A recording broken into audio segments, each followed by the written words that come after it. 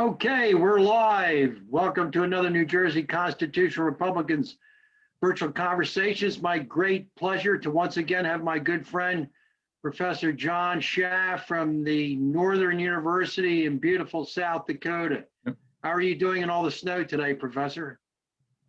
Surviving is how I'm doing. I'm not thriving in the snow, but I'm surviving in it. As a winter has come at least a month early to South Dakota, so we are in the midst of I guess I can't call it a snowstorm, but it's close. So I will be moving snow later this afternoon. So oh well. Well, I'm sure all of our New Jersey audience is happy to be here today. We have a beautiful day. I guess you could even, well, we really can't call it Indian summer yet because we haven't had a frost, but it's great to have you back. And of course, we've been talking about the last two times, we've been talking about your very important book, Abraham Lincoln's Statesmanship and the Limits of Liberal Democracy. Yeah. And Professor, what I've been talking about this week is the fact that regardless of what happens with this election coming up in 2 weeks, the Republican Party must be reformed and it must be restored to its initial principles. And when I first read your book a couple of months ago, I thought that this book will be an excellent guide for us in restoring the Republican Party and restoring initial principles in the likeness of our founding father, if you will, Abraham Lincoln. Yep. Yeah, I was about to say I wanted that would to make start sense. by looking at. No, Lincoln is the first Republican presidency, so Right, shape and yourself in his image is a good idea. That's right, and that's what the constitutional Republican movement, not only in New Jersey, but throughout the nation needs to do, regardless of what happens with this election. And we're actually going to be offering a platform in the next few weeks because for the first time in Republican Party history, there was no platform this year. So we think it's important to have a platform so the Republicans know indeed what it is that we believe and what we stand for. But I want to get back into a deep dive here on chapter 1 of your book, Lincoln and the Political Virtues of Prudence and Moderation.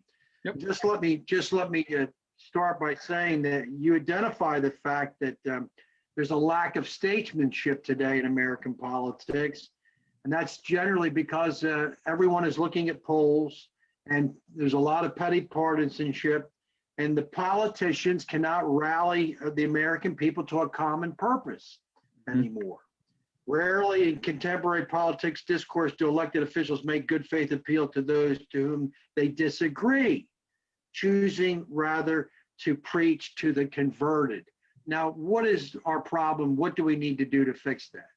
Yeah, so what I mean by that, JR, is that, even you think of electoral strategies, electoral politics in the last, 20 years or so, is we talk about elections as base elections, right? Meaning the strategy of presidential candidates is to get the base of the party out instead of reaching out to maybe convertible members of the other party or perhaps independents, but do what you can to get as many of your most partisan ideological voters out. Of course, some people are partisan and ideological. There's no problem with them getting out. But then what happens is the way to motivate with both parties, either the extremes of the right or the left, is typically to make sort of extreme or kind of sensational appeals. Oftentimes, maybe it's a sad comment on human nature that what is negative often motivates us more than what's positive, and so that tends to drive us apart. And also, there's this emphasis continually on just let's win the next election. Let's win the next election. There's an old saying that a politician is someone who looks for the next election. A statesman is someone who looks out for the next generation. And we're doing a lot of looking for the next election as opposed to what's going to happen for the next generation and taking that long view. And so as we try to do everything we possibly can to win this next election, which again is making all sorts of extremist appeals, making arguments that are going to alienate the other side instead of trying to win people. That's why I mean, we preach the converted. People are already on our side in order to drive them to the polls, without thinking, how do we build the party, or how do we build a consensus that can reach a broader part of the public. And so this is part of what drives the polarization in American politics. And that a statesman is someone who's thinking not just, well, how do I get to that next election, but as I'm running for election, what are the long-term consequences of, say, the kind of appeals I'm making or the kind of rhetoric that I'm engaging in? And how can I make arguments that don't just sound good to my side, but might actually convince people that disagree with me that I'm right? I want to make it clear that I'm not suggesting people simply give up their principles or become mushy. The old saying, which I actually kind of cite, I'm trying to remember if I cite this in the book or not, but anyway, people will know that the only thing in the middle of the road is roadkill. And there is some truth to that. But nonetheless, you can have a strong set of core principles, but then how you try to articulate those to the public has to be done in such a way that you are making a sincere effort, that I want people who disagree with me, or maybe are thinking about agreeing with me but aren't sure, that might actually win them over to my side. And that's how you build a party that can govern for a generation, as opposed to building an episodic coalition to win one election. Very true. Very good. Now you move further into the book chapter, and you're talking about prudence and moderation. You go back to the classics. You bet. You go back to Aristotle. Now, what was Aristotle's definition of prudence and moderation? So let's get our political history geek on. We'll talk about some Aristotle. So Aristotle defines prudence as choosing the right means to achieve a good end. So in Aristotle, there's a distinction. I'll go through this quickly because I realize it's maybe a little bit too geeky for people. But there's a distinction made between theoretical wisdom and practical wisdom. Theoretical wisdom is the kind of wisdom that teaches us the difference between right and wrong. What is the right thing? What is good? And then practical wisdom, which sometimes is translated into English as prudence, tells us how to achieve that good. So it's one thing to know what's good. It's another thing to know how to get that good. And so it doesn't do any good to have all sorts of correct principles if you don't know how to actually bring those principles to life and to actually implement them in real life. So in the example of Lincoln, Lincoln knows something that's true. Slavery is a violation of natural rights. But then how do you actually go about getting rid of slavery in a way that is A, consistent with the law, and B, consistent with public opinion? Because it's sad but true, there are many people in Lincoln's time who were not anti-slavery, and he has to take that into account as he advocates for the anti-slavery position. So that's prudence, is think about, I know slavery is wrong, or you could substitute any number of goods that are alive in our time. How do I go about getting to that right end, that good end? And that's what prudence is. Right, and it's interesting to note, and you moving a little further into the book, you talk about how Lincoln articulates these ideas of prudence and moderation in his Lyceum speech before the Washington Temperance Society in 1842. Yes. So, again, very famous speech. And in which way, how did he incorporate these ideas of prudence and moderation? Yeah, let me quick define moderation. I did prudence. Moderation is moderation is having all good things in the right amount. So moderation isn't simply a middle. So like in Yes. practical Which politics, we think of it as. yeah, We yeah, think yeah, of it as the exactly. middle. So in practical politics, we think of someone like Susan Collins, a Republican from Maine, as a moderate because she's a Republican, but sometimes sides with the Democrats, or Joe Manchin from West Virginia is a Yes. moderate because he's a Democrat, but sometimes he votes with the Republicans. That's centrism, which is not the same thing as moderation. You could be someone who has got an ideological voting record, but is a moderate disposition. And so I think such people exist, certainly have existed in American history. And so in the American context, there are various things that we think of as goods. As we enter into political life, what are the goods that we're trying to secure? And we would name things like we want to protect natural rights. We believe in equality. We believe in liberty. We believe in rule of law. We want to defend the Constitution. We believe in consent to the governed, these sorts of things. So these are all goods we're trying to achieve. Well, unfortunately, sometimes those goods are in conflict with each other, or maybe in a given situation, one good is more important than another good. So classically, liberty and equality are sometimes in conflict because sometimes when we are free, especially we might think about economic freedom, sometimes breeds inequality. We got to think about, well, how much liberty do I want? How much equality am I willing to put up with in a free market system? And we need to balance those goods. And the ability to properly balance all these various goods and to take them into consideration, that's what moderation is. And so I think you can be someone with, what we'd say is an ideological voting record and still have that sort of mentality. And so you reference these two speeches, the Lyceum speech, which is sort of sadly has become popular again over the last months because it's about mob rule and the destructiveness of the mob and what happens when you disrespect rule of law. And as we've had urban violence and mob violence and the destruction of statues and that sort of thing.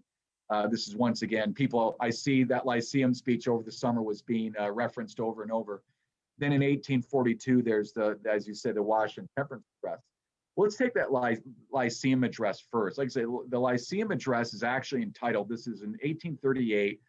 So he's at the time, he's in his late 20s. And the actual name of the address to this Springfield Young Men's Lyceum is Mississippi. And then there was another one in another place. In Missouri. In Missouri, very similar to the problems we have today. What's interesting, Professor, is that Lincoln talks about the fact that even at that early time, with the Republic not even 100 years old, was talking about the fact that America would never be destroyed from outside of the nation because of the blessing we have geographically, but it would possibly be destroyed from within. And of course, that's very relevant to what we see today with all of the angst and anarchy.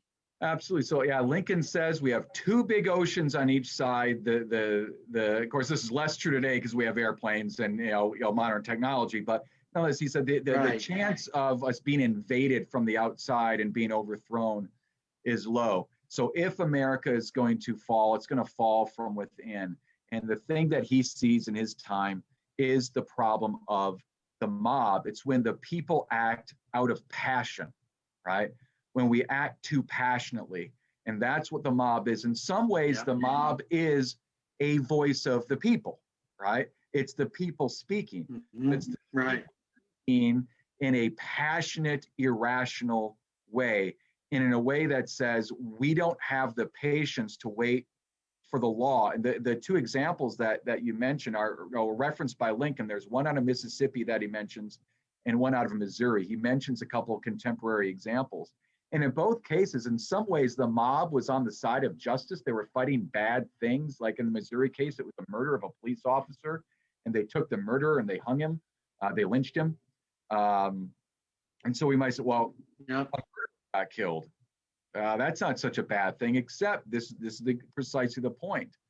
This is a passionate attack that does not go through the due process of the law. And even murderers of policemen deserve due process of the law. That's what separates us from, the very definition of tyranny is a government that acts out of will without limit, as opposed to within limits. And that's why within this speech, he defends vociferously the idea of the rule of law, asking the US Constitution to become what he calls the political religion of the people. So as our fathers swore their sacred honor in the Declaration of Independence, so we should swear our sacred honor to the Constitution. And so when you get mob rule, he says there are three bad effects, mob rule. The first thing is the mob is indiscriminate. It gets the innocent along with the guilty. The second problem is that it encourages what he calls the lawless in spirit to become lawless at heart. So all of us understand within our souls, there's a little bit of that black spot. If I can do something naughty and get away with it, I'm more likely to do it. So if I can reach into the cookie jar and grab the cookie and mom doesn't see it, and I know I'm not going to get caught, I'm more likely to reach into that cookie jar. And so one thing that controls the passions is the knowledge that we might get punished. Well, what if we can have mob rule and nothing happens? You might say, well, these people violated the law and got away with it. Why can't I violate the law? So it encourages the lawless in spirit to become lawless in fact. And then the third thing it does, he says, it turns good men against the law. Good men seeing their families destroyed, their property damaged, the law disrespected, say, enough with democracy. I'm willing to turn, for example, to this tyranny, to this dictator, because at least he'll protect my property. And people are more willing to put up with undemocratic measures because they see that the people themselves, that demos of democracy, the people, are unjust. And so if I look for justice, I have to look somewhere other than the people. Therefore, it's incumbent on us, the people, to control ourselves. And what a statesman does is he preaches reverence for rule of the law, that when we act within the law and within a process. And whatever it is that we want, we have to do it through a process. And we don't say, this process is inconvenient to me. I want justice, and the process makes it harder for me to get justice, so to heck with the process.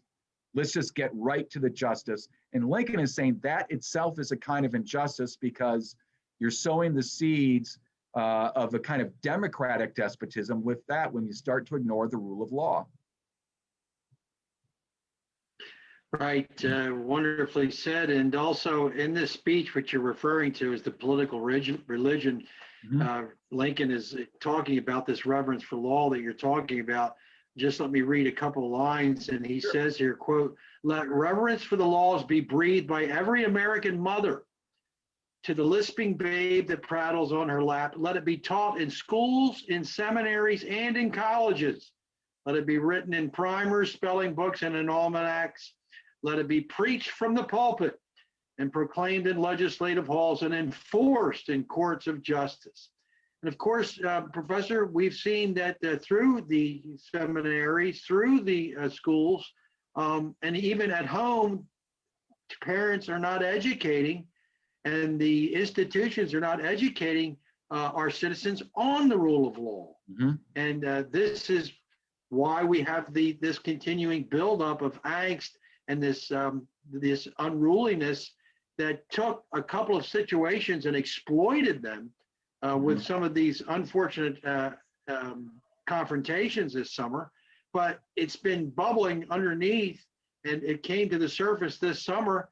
And I believe a lot of it has to do with the fact that our parents have not taught reverence for law. Our institutions of education have not taught reverence for law, and it has not come from the pulpit either. And it certainly has not been coming from our elected representatives or our courts. Yeah, I think that's right. Our educational system, we know this. We've got statistics. You've probably seen the surveys and the test scores of how few Americans could actually pass the citizenship test. So if natural born Americans had to take the citizenship test the way immigrants do, a sad portion of us could actually pass it. And our schools often get distracted by other things other than teaching American history and American civics. And even when American history and civics is taught, it's often taught in a way that undermines dedication to the founding principles and American principles. It's taught in a more ideological manner. And so our students remain ignorant. And in often cases, it's as curricula have changed across the nation, history and civics are left out in favor of other matters. And as well as I say, when we think about our political leaders, I think we've almost seen this in recent history. Think back to all the way back to last week at the Amy Coney Barrett confirmation hearings, where you get a sense from, at least from a lot of those on the Democratic side of the Senate Judiciary Committee, they're mad at Amy Coney Barrett that I guess they're sort of two-sided on this. When it comes to things like healthcare, they're mad that Amy Coney Barrett she might follow the law. I mean, I don't know much about this Affordable Care Act case that's coming before the court, but what if it's actually unconstitutional? I mean, I don't know that it is because I just haven't followed the case closely enough. But if it's unconstitutional, it's unconstitutional. And if it isn't, it isn't. And if it's a poorly written law that violates the Constitution, then it's incumbent on the United States Senate and House to change that law if they want it to be but they seem to be mad at Amy Coney Barrett because she isn't results oriented. And she's saying, I will follow the law, and it's not her job. And oddly, she had to remind some of the senators what their job is, which is Right. to pass laws. If you think more government involvement in healthcare and the Affordable Care Act are all good things, then the legislature is the way we do those things, and we don't ask judges to do that kind of thing. And so even the idea of a living constitution is a way of saying what we want is we want judges who are not simply implementing the law as written, but we want judges who shape policy no matter what the law says. Because like I say, because even if, let's just say that the living constitution people, what they want is just, the ends are just. We might disagree with some of those ends, but let's just for now say those ends are just. Still, using the judiciary to get to those ends is not the right way to do it. Right? We've got legislative processes, we've got constitutional amendment processes that we can use. And if we want to keep the law up to date with current opinion, current mores, the Constitution gives us two great ways to go about doing that: either pass laws or amend your Constitution. And it's not the judge's job to twist the Constitution to make it do what we wish it to do. That's up to us as a people through our elected representatives and, like I say, through amendment processes. Well said, Professor. I can assure you that there are several parts to the Affordable Care Act that are indeed unconstitutional. Yeah. One of them would be the individual mandate. Yep. The other would be requiring people to have to buy the health insurance. And any law that is 2,500 pages or more long, has to be rife with many unconstitutional ideas. Yep. The founders would have never envisioned law being written in such a way that anyone couldn't simply understand it, so that they would be able to keep that law. There's been all sorts of different administrative agencies created to implement this legislation, and it's clearly unconstitutional. But I also want to tell the listeners, Professor, that you also use a tremendous amount of excellent references, and especially for the Lincolnian scholars and admirers like myself. You'll talk about Shelby Foote. You're talking about Harold Holzer. You're bringing up a lot of very good other authors, and later on you're talking about Mr. McPherson. We'll talk about that. But you're citing a lot of real good references, and you're showing some of the different views. You actually have Mr. Di Lorenzo, who's one of my least favorite people, But you also you have and me Harry both. Jaffa. Yeah. You also have Harry Jaffa, who I greatly admire as well. I do in as here. well. So it's important for people to get the book because you're really going to love the sources Mhm. that you brought out. Talk a little bit about the Temperance Society Yeah. address and what Lincoln was doing there, what he was communicating to the people at that event in 1842 in Washington. 1842, yeah. So, okay, so we're talking about these two great virtues of the statesman, prudence and moderation. And so, if in some ways the Lyceum address is sort of about moderation, the rule of law as a moderating force on the people, right? Right. The temperance address is about prudence, right? We have a good thing that we want to go. Of course, at the time in the 1830s, 1840s, there was a strong anti-alcohol temperance movement, and Lincoln was sort of sympathetic with it. He himself did not drink. He was, as they would say, a teetotaler, but not really. Again, he's not really moralistic about it. That's right.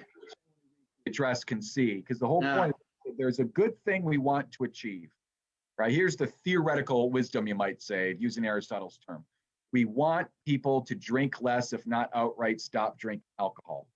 But then he says right from the beginning, the question is, how do we achieve that good end?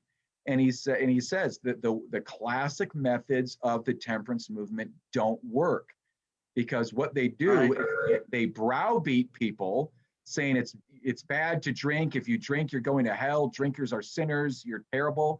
And he says, few people want to be driven towards doing a good thing, right? If anything, you're having the opposite effect. And he had there's a phrase in the temperance address, which I may have used in one of the previous discussions we've had, because it's one of my favorites of all of Lincoln, is he says, if you would persuade a man, you must first convince him that you are his friend, right? Because if I have something that we disagree on, and I want to convince JR to be on my side, I don't win JR to my side by saying, hey, jerk face, why are you so stupid? And you believe that, right? You must be an evil guy because you believe that. Because now JR says, well, who's this guy? Right? I'm not going to pay attention to him. What I have to do is I need to appeal to JR and say, listen, here's what you think, and here's how I understand it, and here's some good things about what you think, but now listen to me, right? I have your best interest at heart.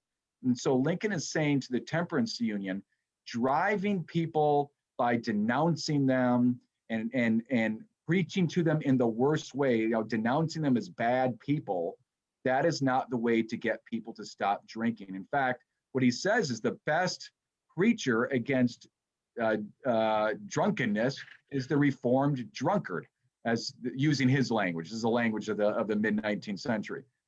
While some temperance people were uneasy about using reformed drinkers, what we would call recovering alcoholics in our language today, because these are people who used to be alcoholics. They're kind of dirty, right? They're not good, clean people like we are. Lincoln says, no, don't be so moralistic. These are the best people, because they're the ones who can talk to people who are currently, in our language, alcoholics, and they can form some sympathy with them. This goes back even to where we started, is the way to convert people to your side is to appeal to them as if you want the best for them, that you're looking out for their self-interest. And so he says, the way you shape any movement is through public opinion. And he uses this funny story of how come men don't wear bonnets to church, right? Yes. How come you don't wear a bonnet like the women do? He said, well, there's nothing in the gospel, there's nothing in scripture that says don't wear a bonnet, right? It's not a sin to wear a bonnet. How come men don't wear bonnets? He says, well, because it's not fashionable, right? Public opinion says men don't dress like that. So that's what we have to do. We have to make it unfashionable to drink. And you do that by appealing to people's the best of them, instead of denouncing them. And so again, you see this. I mean, an example I like to give of this of how not to do it is I got to go back to 2009, and when we were debating what became the American Recovery Act, the stimulus bill, when Obama first became president, and Nancy Pelosi, Right. unusually because the Speaker of the House usually doesn't speak on legislation, took to the floor of the House and gave this speech, ripping Republicans up and down. They want to kill your grandma. They want you to be unemployed. Yeah. They want to starve your children. All these horrible things. Right? It goes like on a 20-minute harangue about how awful Republicans are because they only want to spend something like $600 billion instead of $800 billion. The next day, after the House had, controlled by the Democrats, had passed the act, she gives this press conference and she kind of asks quizzically, "I don't understand why none of the Republicans voted for our bill." Well, you spent 20 minutes saying that they're from the devil. How likely is it that they're going to end up voting for your bill when you spent 20 minutes saying that they're horrible human beings? How likely are you to vote for someone who calls you a jerk on national television? Not very likely. Yeah. So that was a speech designed not to persuade anybody to come to her side, but that was a speech designed to rally her own troops, because her own troops, and both sides do this. Her troops, it feeds your political id when you rip on the other side, and it kind of makes us feel good. And of course, we see Trump do the same thing. Yeah. Oh, no doubt, no doubt. And so, and there might be a way to form a very short-term coalition that might win you an election, but in the long run, it's destructive to the whole point of civility in the civic order. Right? Civic means of the city, citizens. And we have to live together as citizens. And to be civil is to treat you and the people we disagree with like we are fellow citizens, like we have something in common. And if we're constantly excoriating, and I'm not Pollyannish about politics, right? As John McCain always said, politics ain't beanbag, right? And sometimes you gotta give it to the other side hard, and we all know that. But at a certain point, we have to be disciplined in our rhetoric and recognize. I mean, look at last week when Dianne Feinstein, at the end of those Amy Coney Barrett hearings in the Senate Judiciary Committee, gave Lindsey Graham a hug. And she got excoriated by many people on her own side for giving Lindsey Graham, the Republican chair of the committee, the reigning Democrat, giving him a hug and saying, "You ran these hearings well." Right. That's exactly what we need. And everyone knows Lindsey Graham and Dianne Feinstein agree on just this side of nothing. But here they show that's civility. At the end of the day, we're both Americans, we're both citizens, and we have to come after the awfulness of the Kavanaugh hearings. And we might remember Lindsey Graham's reaction to those, his appropriate, in my view, reaction to those. This was a nice bit of healing between Dianne Feinstein and Lindsey Graham. And we need more of that, not less of that. Yes. I agree with you. Now let's, as we come to close to our conclusion, I want to talk about the most, the issue of Lincoln's Day, of course, the most dynamic and the most divisive issue. Was an issue that essentially separated the nation. The issue that without question was the reason for the Civil War, and that was slavery. And yet Abraham Lincoln also took a prudent and moderate approach to slavery as well. So explain a little bit for that, flesh that out for us. Yep. So this is why this is such a good model for us, because there are few things in American history, maybe there's nothing in American history more obviously wrong than slavery, and an injustice like slavery. But then Lincoln has to think, how do we go about getting rid of this thing? First of all, we know slavery is wrong because it's a violation of natural rights, right? As Lincoln said, slavery says you work, I eat. So you're stealing someone's life, you're stealing someone's liberty, and you're stealing their ability to pursue happiness. It's a violation of all three big ones that are in the Declaration. But there are other goods. Correct. For example, there is the good of rule of law. Like it or not, at the time, the Constitution gave some protections to slavery. Maybe not as much as some think, but there was at least some recognition of slavery's existence. The federal government did not have the legal power to simply eradicate slavery everywhere. So rule of law is a good, and that has to be balanced. Consent, you can only go as far as consent can get you. And like it or not, obviously some states were slaveholding states. Those states that were not slaveholding states, there was a lot of racism. No state was as bad as Illinois. You know, it was illegal in Lincoln's Illinois for Black people to emigrate to Illinois, right? You could not, as a Black person, move to Illinois. That's how racist they were. So you have to take that into account, because once you free the slaves, now what are you going to do? They got to go somewhere and do something, right? And if public opinion is very racist, you have to think, okay, how do we go about? So there's public consent, and so that's the moderation side of this. We have a violation of natural rights, but we have these other goods we have to think about. And those go into prudence. Right. The right way to go about doing this. And so my favorite, I think, if someone wanted to read one Lincoln speech and understand Lincoln's political philosophy, I would actually send them to the Peoria speech of 1854, which is his big speech against the Kansas-Nebraska Act. Even though, of course, Gettysburg and Second Inaugural are more poetic and also much shorter, so easier to read. But in that Peoria address, just a couple things about that. One is, at various times in that address, he speaks directly to the Southern people, and he says, "I acknowledge your rights, not begrudgingly, but enthusiastically." He doesn't use the word enthusiastically, but enthusiastically, right? I acknowledge your legal rights. He also says, if the conditions were different, if we were in the South, we would probably view things the way you do. And if you were up here in the North, you'd probably view things the way we do. Now that's a double whammy, right? It's telling Southerners, don't be so beholden to your views, because if you were up here, maybe they'd be different. But it's also telling Northerners who are anti-slavery, don't be so moralistic. If situations were different, believe it, you could find yourself defending slavery, right? If you thought it was in your own self-interest. Don't be so moralistic that you can never believe these things. So he's asking his Northern audience, moderate your moral demands, right? Don't be so morally high-handed. And the other thing he says is, in this beautiful passage, is that, again, what are we to do, right?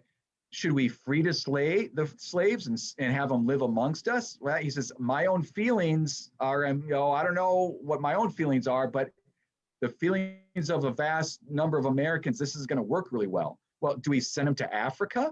Well, they wouldn't last a week in Africa, even if this was practical, even if we had enough boats to send them to Africa. I'm not sure this would work.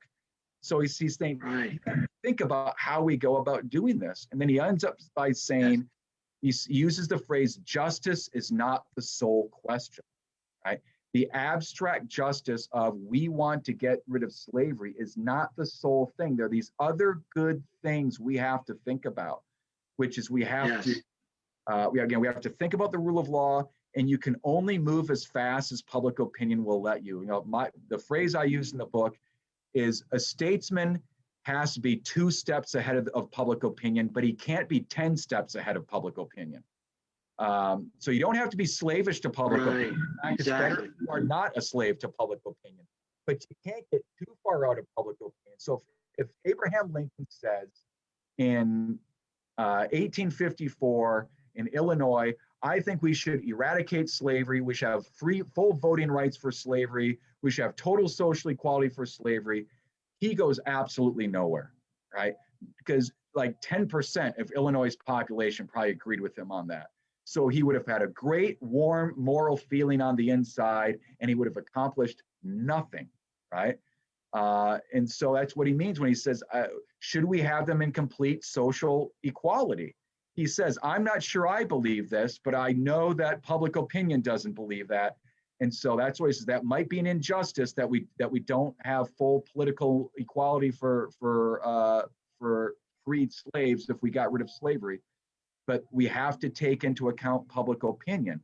So it's how do we go about getting rid of slavery? Then how do we do that in such a way that we're, like I say, maybe 1 or 2 steps ahead of public opinion, but you can't be 10 steps ahead, and they're not going to pay attention to you. And in fact, Lincoln's own, his political life indicates this. Why was Lincoln the Republican nominee in 1860 and not someone like William Seward or Salmon Chase? People who are more well-known and probably politically better positioned, because both Seward and Chase had taken positions that were too extreme in favor of abolitionism, and it made some people who were more moderate in the Republican Party nervous. And Lincoln had taken this more moderate, non-extension position, not abolitionism, and that made them more comfortable with him than, and as well as just politically, someone who has taken a hard abolitionist view is not likely to win the election, because that's not where most people, even in the North, that's not where people were. They were in a more moderate anti-slave position that Abraham Lincoln. We really summed it up great there, Professor. I want to read a quote to finish up the chapter. Great chapter. And you say that Lincoln prudentially gave concessions to public opinion while at the same time teaching the public that there are some things that are unjust, even if opinion is for them. He also showed genuine appreciation for the reasonable arguments made by those with whom he was in deepest disagreement. His prudence taught the public to limit their policy desires and to avoid error of the ideologue. And you go into the ideologue and a lot of the deficiencies with ideological behavior, with the ideological thinking in the book as well. His moderation likewise taught them to limit their rhetoric and appreciate balance of many different claims, which is at the heart of statesmanship. Lincoln's example has never been more essential. And what a great way to end that quote and our show. But I would like to say, Professor, that I would think that as we talk about moderation today, and we've talked about prudence that you've so eloquently written here in the book, it reminds me of Jack Kemp would be an example from the Republican side of someone who had that moderation. Of course, he was a great lover of Lincoln too. He was a congressman from New York, and he was the vice presidential candidate of Robert Dole in '96. And then on the other side, I think of Joe Lieberman from Kentucky, another very, very moderate. And as you say, it's not about being cut down the middle.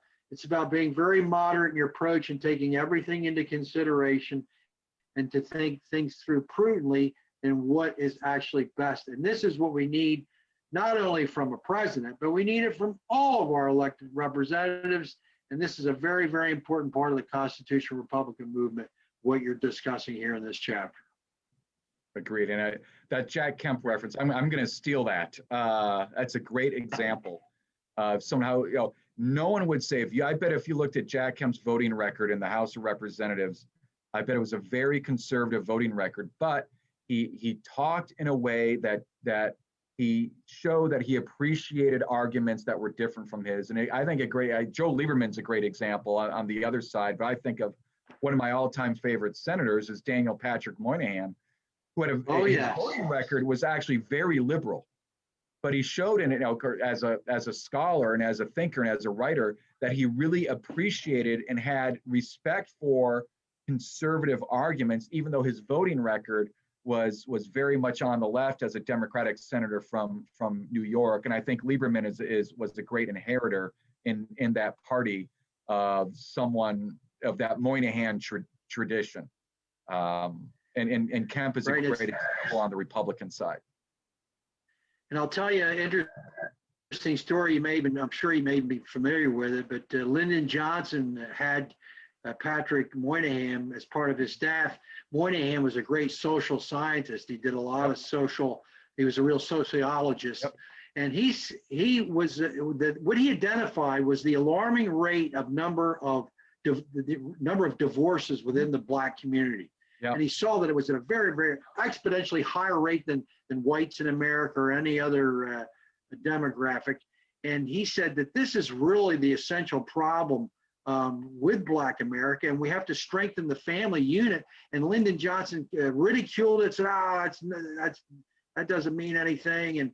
And of course, Johnson always thinking expediently on his own agenda. So well, we'll just give them money and create, we'll create opportunities for them, or equal the playing field, which he did only for political expedience, not because he was genuinely concerned. Yeah. But if he had listened to Patrick Moynihan, who went on to be a fine senator from New York, things may have been very different with the LBJ's Great Society.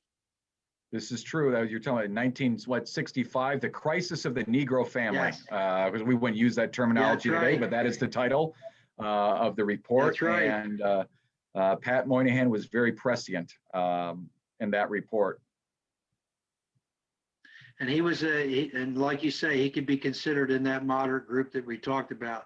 And he also worked in the Nixon and Ford administrations. Yeah, he worked in both Republican and Democratic administrations. Pat Moynihan. Well, Professor, let's get together in 2 weeks. Is that good for you? 2 weeks from today, we'll continue. We're going to talk about the natural rights and how Lincoln, and this is really the ideological and philosophical basis for the reformation of a Republican Party today. Is that, and I talk about this quite a bit, is that we have to get back to the Declaration of Independence, and actually that's what's got to be Republican Party policy. It revolves around these universal principles. So let's get together in 2 weeks and we'll talk about that. I want to encourage all the listeners to go out there and get this book. You have to do it. It's Abraham Lincoln's Statesmanship and the Limits of Liberal Democracy. And Professor Schaff, I really appreciate your time that you give us. And, you're a big part of this constitutional Republican movement, obviously. And it's a great pleasure to talk to you and to be working with you in this endeavor. Great. It's an honor to be on the show. Thanks a lot, JR. Great. Well, don't hurt yourself digging out of the snow, and we'll see you in a couple of weeks. Will do. And we'll finish the show by saying what Lincoln said, which was liberty for all. Thank you.